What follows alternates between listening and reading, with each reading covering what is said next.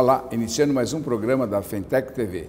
E hoje nós temos a satisfação de estar recebendo em nosso estúdio o deputado federal Arnaldo Faria de Sá. O deputado Arnaldo Faria de Sá é muito conhecido no meio dos trabalhadores, principalmente os aposentados, pelo seu trabalho, pela defesa desses trabalhadores no Congresso Nacional.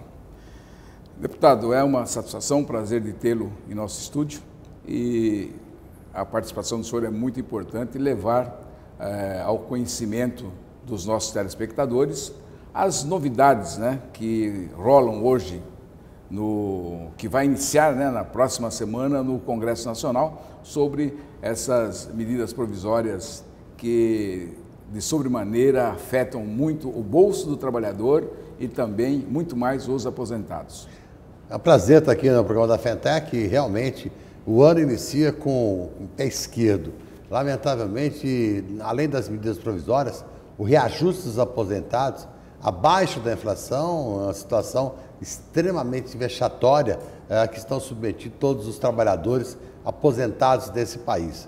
Inclusive, acho que as centrais sindicais deviam entrar mais nessa luta em defesa de aposentados e pensionistas, porque o aposentado é o trabalhador de ontem, o trabalhador de hoje é o aposentado de amanhã. Então, é uma briga inglória e nós precisamos da força de todo mundo, até porque o aposentado não pode fazer greve, mas não pode se esquecer do respeito, do carinho, da atenção que se deve a todos os idosos. Nosso país tem o Estatuto do Idoso e o pior de tudo, quem mais desrespeita o Estatuto do Idoso são os poderes públicos, os competentes ou incompetentes, federais, estaduais e municipais. É difícil a gente dizer isso, mas lamentavelmente é o que ocorre.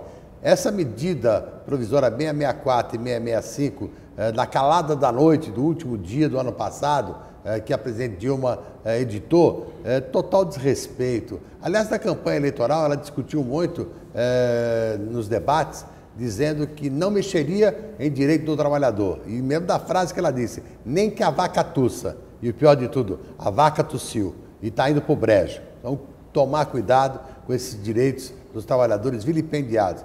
50% é o valor da pensão, a redução da pensão para metade do valor que existia, menos ainda do que da Constituição de 88, quando ela correspondia a 60%. É uma coisa absurda. E, além disso, tem duas coisas complementares. A pensão não será mais no tempo permanente, não será mais vitalícia, ela será temporária. Dependendo da idade da viúva, ela vai ter um período de pagamento de 3 a 15 anos. Coisa absurda, não dá para entender. E, além de tudo, você tem que ter 24 meses de pré-contribuição para poder dar direito à pensão. Você, antes de morrer, tem que se sustentar aí na UTI por 24 meses, senão a sua mulher não vai ter direito à pensão. Coisa absurda. Outro detalhe também, há necessidade de que o casamento ou a vida em comum, a vida marital, seja de mais de 2 anos. Tudo inconstitucional. A Constituição brasileira está sendo desrespeitada. Eu espero que as entidades dos trabalhadores, as centrais sindicais, acordem para essa realidade. O artigo 246 da Constituição diz que é inconstitucional mexer em questões previdenciárias por medida provisória. Aliás, já tem um precedente na época do presidente Lula, a MP 242, que tratava da alteração do auxílio-doença, teve a sua tramitação suspensa pelo Supremo Tribunal Federal e confirmada a sua inconstitucionalidade pelo Congresso. E o governo mandou depois disso, do governo Lula, substituindo a medida provisória, um projeto de lei que está parado até hoje lá no Congresso Nacional. Portanto, é hora de acordarmos para essa realidade. Não se pode tratar os trabalhadores como culpados pela crise econômica do governo. Aqueles que saquearam a Petrobras é que tem que pagar o pato, não o trabalhador brasileiro. Bem, é o que normalmente acontece, Todas as vezes já é normal isso, quem paga a conta é o trabalhador, Mas não pode acontecer isso, não pode. Na verdade, nós vamos lutar muito no Congresso para impedir a aprovação dessas medidas provisórias, emendá-las, retardá-las o quanto mais possível, para tentar criar um caldo de cultura para essa modificação, porque é uma coisa que deixa todo mundo irritado. A gente tem recebido muitas reclamações, o trabalhador, até de uma forma descortês, generaliza, ataca todo mundo, e ele tem razão, tem que tirar para tudo quanto é lado mesmo, porque quando podia admitir que no dia 30 de dezembro, na mudança de ano, a medida provisória dessa vinha acabar com o direito das pensionistas, e a outra medida provisória que praticamente acaba com o seguro-desemprego. Se a gente tivesse o pleno emprego, não tivesse uma dificuldade de empregabilidade, você podia pensar em alterar. Mas não é o trabalhador que tem que pagar a conta dos ladrões do dinheiro público. Muito bem, deputado. A gente tem acompanhado o seu trabalho no Congresso Nacional e o senhor é um deputado que está sempre na linha, sempre na defesa e pronto a nos receber.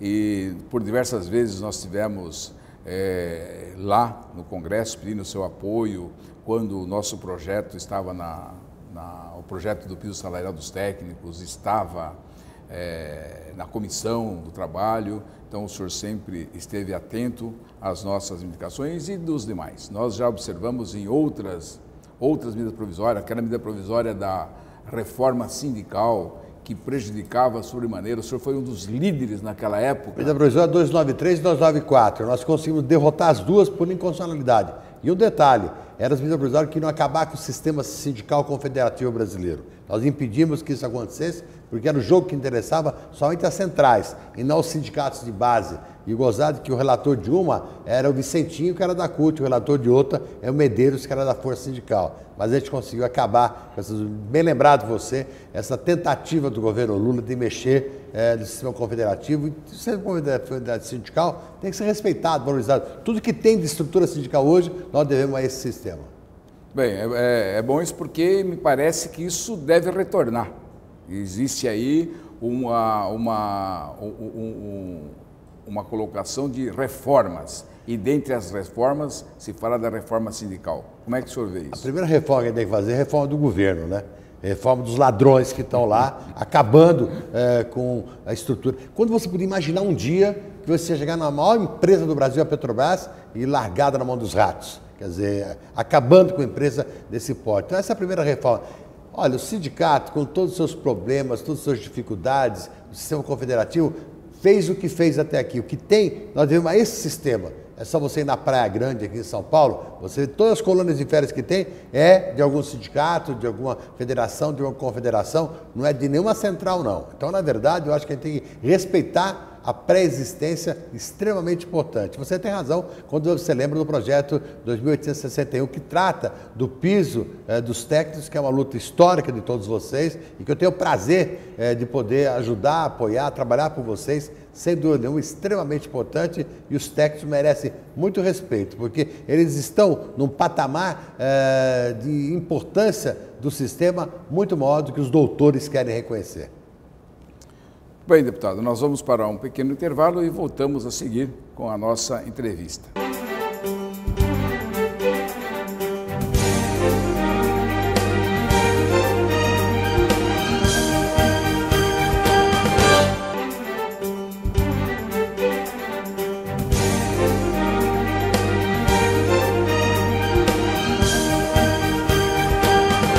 Voltamos a entrevistar o deputado federal Arnaldo Faria de Sá.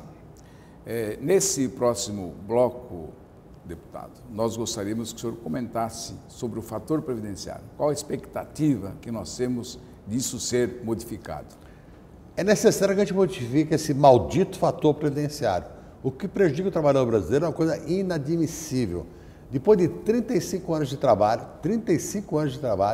o trabalhador brasileiro perde em média 40% do valor da sua aposentadoria por causa desse fator previdenciário. Tem uma expectativa de vida. Isso se for homem. Se for mulher, como ela tem uma melhor expectativa de vida, o prejuízo pode ser de 50% depois de 30 anos de trabalho. Uma coisa que não dá para entender. Fator previdenciário foi a saída que a FHC encontrou quando ele praticamente foi derrotado na reforma da Previdência de 98, a emenda 20. E aí, na regulamentação, ele inventou esse maldito fator previdenciário. Nós conseguimos derrotar o fator previdenciário no Congresso Nacional, mas o pior de tudo é que o Lula, presidente dos trabalhadores, vetou a derrubada do fator previdenciário. Por isso que eu digo que a FHC é o pai do fator, Lula é o padrasto e Dilma é a madrasta, porque a gente tem que mudar esse fator previdenciário. Não dá para você poder explicar para o trabalhador que ele trabalhar 35 anos e vai perder 40% para o resto da vida da sua aposentadoria. Quem é o esperto que consegue explicar isso para o trabalhador? Não tem, uma malandro que o cara seja. Na verdade, a história é o seguinte: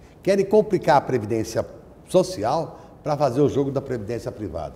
Mais ou menos fizeram com a saúde pública nesse país. Acabaram com a saúde pública para vender os planos de saúde privada. E hoje que você tem uma situação extremamente complicada. Você não tem saúde nem na pública nem na privada. Querem fazer a mesma coisa com a Previdência Social. O fator previdenciário é um desses instrumentos que eles querem trazer para inviabilizar a Previdência Social. Nós estamos denunciando isso há muito tempo. Na época da reforma da Previdência e FHC, 95 e 98, as maiores previdências privadas americanas e europeias vieram para o Brasil. A Generali, a IG, a MAP, todas vieram para o Brasil com a boca desse tamanho para abocanhar essa questão da previdência privada aqui no Brasil. As pessoas me por que você é tão radical contra a previdência privada? Eu lembro de uma coisa, aqui no Brasil, na época da Revolução, nós tínhamos GBOX, CAPEM, Montepio da família militar, Montepio disso, daquilo. Alguém aposentou num desses negócios aí? Eu não vi até hoje ninguém aposentado. Por isso que eu sou radicalmente contra tudo isso. E na crise mundial de 2008, lá na meca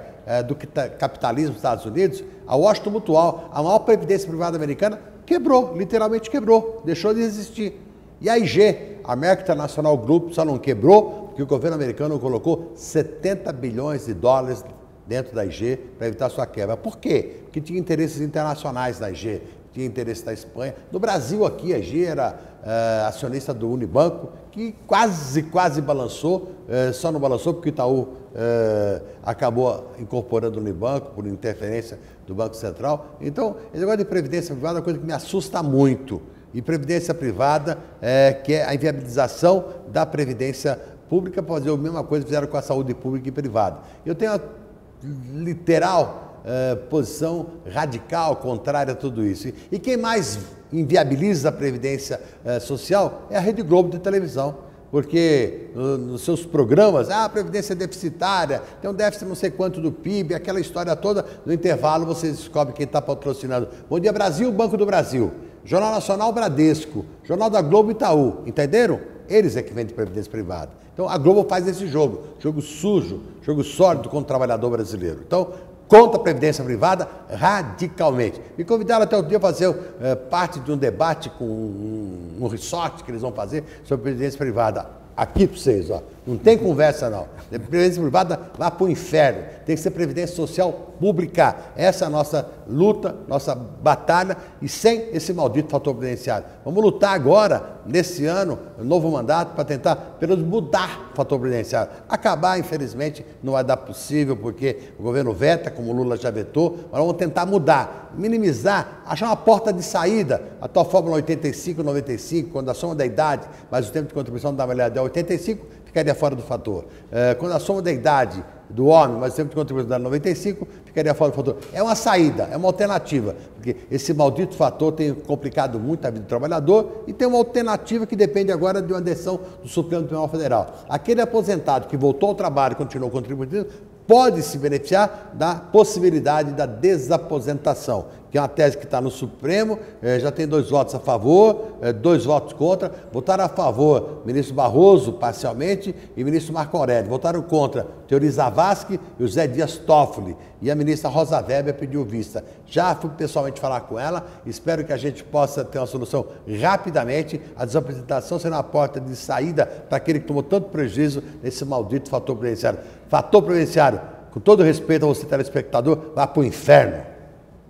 Muito bem, deputado. Deputado, explica um pouquinho mais para os nossos telespectadores o que é a desaposentadoria. A desaposentação é o seguinte: você se aposentou, tomou uma porrada desgraçada com esse maldito fator previdenciário, a sua aposentadoria é desse tamanho, você é obrigado a continuar trabalhando. Você vai continuar trabalhando, vai descontar a previdência para nada. Porque acabou com o pecúlio. Na época da FHC, tinha o pecúlio. O que era o pecúlio? Você voltava a trabalhar de aposentado, mas você, quando parava definitivamente, pegava o dinheiro da contribuição e voltava para você. Isso era o pecúlio. Acabaram com o pecúlio. Então, a desaposentação é a tese defendida nesse sentido. Que se contribuiu depois de aposentado, pode agregar um novo tempo para fazer o cálculo da sua aposentadoria. E esse novo tempo chama-se desaposentação, para você diminuir um pouco o prejuízo do fator previdenciário. Mas está difícil, porque, em tese, a crise econômica, a quebradeira que o país está, acaba pressionando o Supremo a não dar esse direito. Mas é um direito que já foi reconhecido nas varas previdenciárias, nos tribunais regionais federais, mantido pelo STJ, Superior Tribunal de Justiça. Só falta agora o Supremo dar a resposta. Eu acho que o Supremo tem muito mais que perder tempo em julgar aqueles que estão metidos no escândalo da Petrobras, da Lava Jato, deputado, senador, governador, empreiteira, essa cambada toda, e deixar passar a desaposentação, que estão fazendo um favor para a nossa sociedade. Muito bem, deputado. Voltando um pouquinho sobre a medida provisória, que fala tanto da parte do seguro-desemprego, das pensões, das pensões e das pensões também aí das aposentadorias e das dependentes dos aposentados, né? Das viúvas. Isso, que o senhor falasse um pouquinho sobre isso também. Olha, eu acho que essa questão da pensão, não sei aonde o governo foi tentar encontrar alternativa para apresentar essa proposta, porque é uma coisa extremamente absurda, sem sentido, sem lógica. De repente vão querer que o morto levante lá do caixão e diga, essa é minha dependente, essa é minha viúva. Pô, brincadeira, não tem cabimento, tanta complicação. A pessoa já perdeu o seu companheiro, já perdeu a sua razão de vida e ainda vai perder a sua possibilidade de viver. Eu acho que eles estão querendo. Mas eu acho que a gente vai conseguir mudar essa questão no Congresso, a indignação é muito grande. A COBAP, a Confederação Brasileira de Aposentados e Pensionistas, já foi ao Supremo nesse sentido, da ação direta de inconstitucionalidade. A gente tem subsidiado essa luta toda a respeito da inconstitucionalidade da medida. E vamos trabalhar para que a gente possa, sem dúvida nenhuma, mudar essa questão. Foi a grande conquista da Constituição de 88, a Constituição Cidadã. Vocês se lembram que foi essa Constituição que deu a possibilidade de que a gente tivesse a pensão, inclusive, no duplo sentido, a pensão tanto do homem para a mulher, quanto da mulher para o homem. Isso, sem dúvida nenhuma, é uma das grandes conquistas. Eu fui constituinte, sei dessa luta toda que a gente teve lá, e a gente acha que, além dessa questão, uma outra questão que tem que resolver, lembrando da Constituição de 88, é a recuperação das perdas de aposentados e pensionistas, que está acentuada, e a gente vive dizendo que não tem dinheiro. Eu queria que todos aqueles babacas que falam que não tem dinheiro fossem visitar a Petrobras lá no Rio de Janeiro. Muito bem, vamos para mais um pequeno intervalo e voltamos a seguir para encerramento do nosso programa.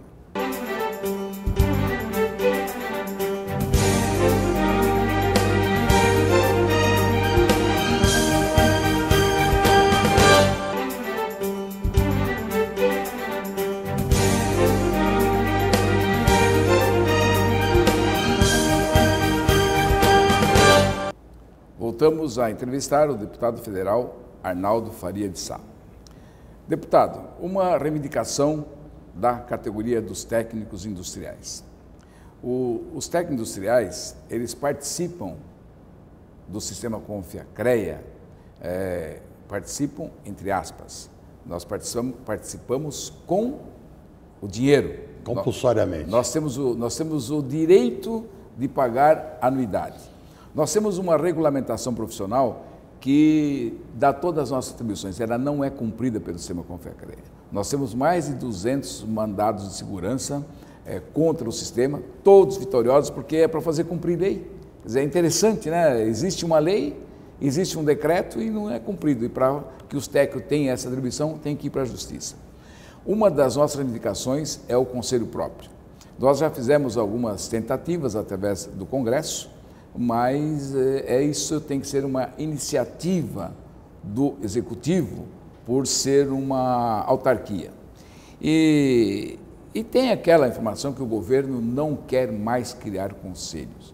E nós temos o seguinte, nós temos o nosso conselho, então nós temos o CONFIA-CREA e nós queremos um desmembramento. Então essa tese do desmembramento, ela caminhou bem, o ministro Manuel Dias entendeu essa nossa reivindicação, nomeou uma comissão, essa comissão elaborou um projeto de desmembramento, esse projeto foi para a Casa Civil, a Casa Civil mandou para o Ministério do Planejamento, e então está tramitando por lá, e nós não sabemos ainda como está nessa época de transição e tal, então está um pouquinho parado, mas nós vamos contar com o seu apoio. Nós queremos aí que o senhor fizesse uma explanação e até mesmo teve um problema no Conselho de Contabilidade com os técnicos, que sempre o Conselho de Contabilidade trouxe os técnicos de contabilidade e depois aí numa resolução tirou os técnicos, agora parece ter um movimento para que os técnicos voltem, né? Dá para o senhor fazer uma comparação, inclusive, nesse sentido? Na verdade, essa questão do sistema CONFIA-CREA, de relegar a um segundo plano os técnicos industriais, tem que ser corrigida.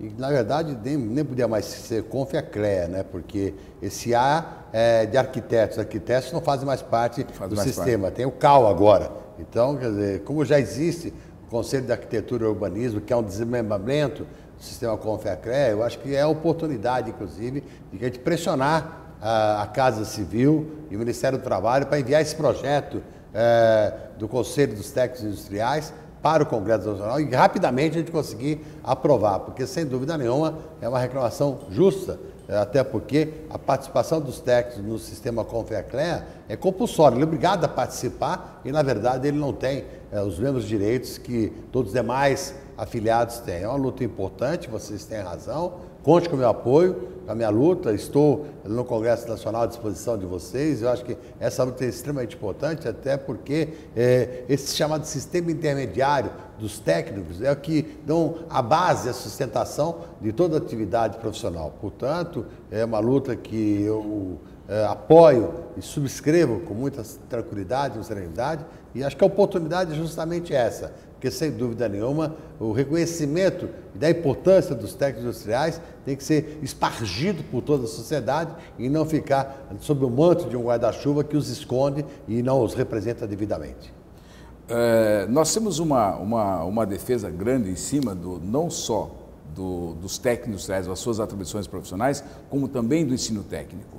E hoje, eu até acredito que foi de um trabalho que nós desenvolvemos, né, que começamos a mostrar para muitas pessoas o que é um técnico, porque muitos não sabiam. E de repente, isso pegou as escolas, o governo federal fez o Pronatec, e o Estado de São Paulo, as ETECs, né? As ETECs, através da Paula Souza, né? Paula Souza, E, então, é um curso importante. Eu sou um técnico em edificações, meu pai era pedreiro, e eu consegui o que consegui na vida através desse meu curso de edificações. Então, um curso técnico para o filho do trabalhador é muito importante.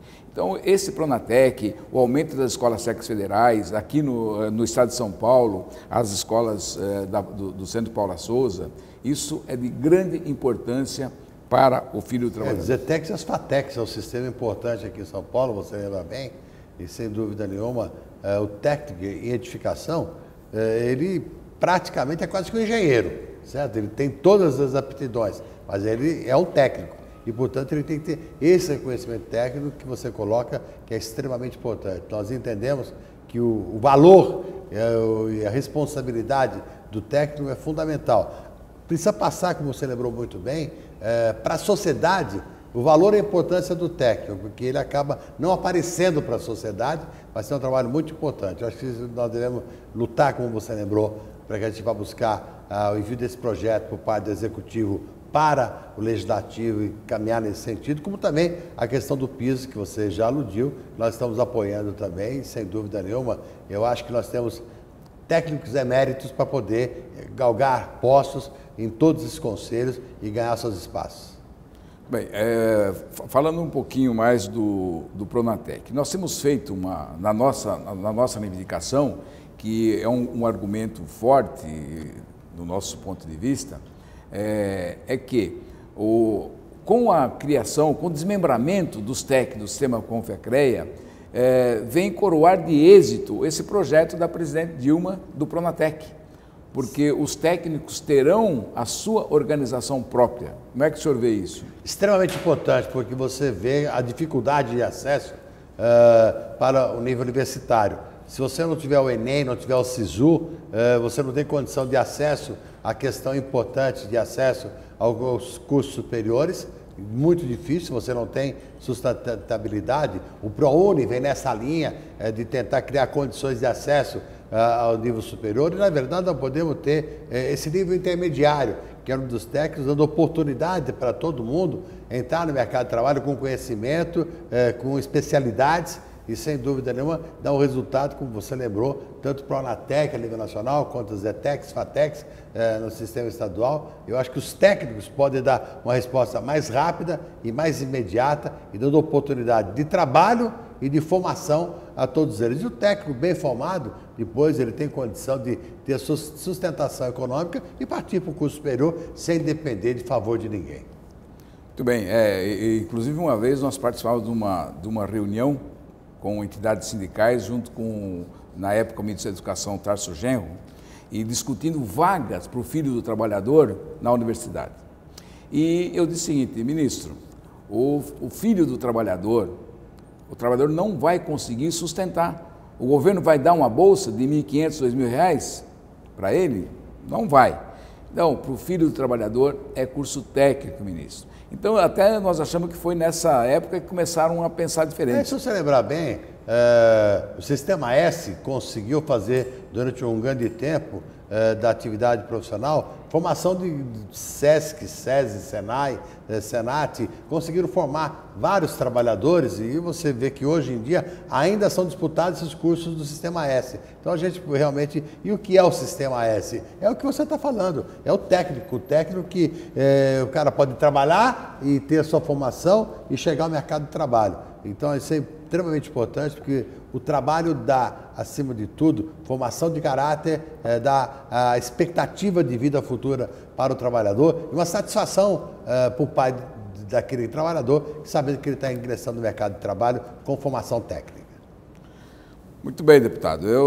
É um trabalho grande que nós temos feito, né, na defesa do interesse dos técnicos e não só defender o piso salarial dos técnicos, as convenções coletivas que nós realizamos, tal, um ensino técnico de qualidade.